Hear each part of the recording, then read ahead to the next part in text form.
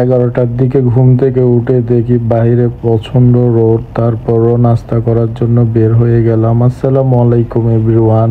2টা ডিম আর পরোটা দিয়ে খাওয়া শুরু করলাম। নাস্তার বিলটা আমাদের ইমরানই দিয়ে দিছে। নাস্তার পরে চা খাওয়ার জন্য একটা টঙের দোকানে বসে পড়লাম। চা খেয়ে আবার রুমে চলে আসলাম। বাইরে বেশি গরম ছিল, ভাইয়াদের সাথে রুমে বসে অনেকক্ষণ আড্ডা দিলাম। দুপুরে ভাত খাওয়ার জন্য হোটেলের উপরে চলে গেলাম। ছিল আলু ভর্তা, বেগুন ভর্তা, মাছের মাথা দিয়ে আলু রান্না করছে আর একটা কোরাল মাছ রান্না করছে।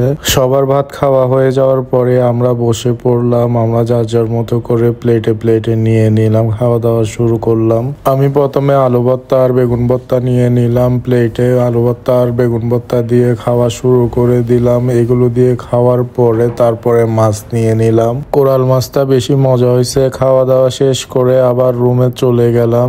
রুমে সবাই মিলে বসে রাতে লটারি ড্র হবে ওইটাই ঠিক করতেছিলাম। আজকের ভিডিও এখানে শেষ করতেছি। আল্লাহ হাফেজ, আসসালামু আলাইকুম।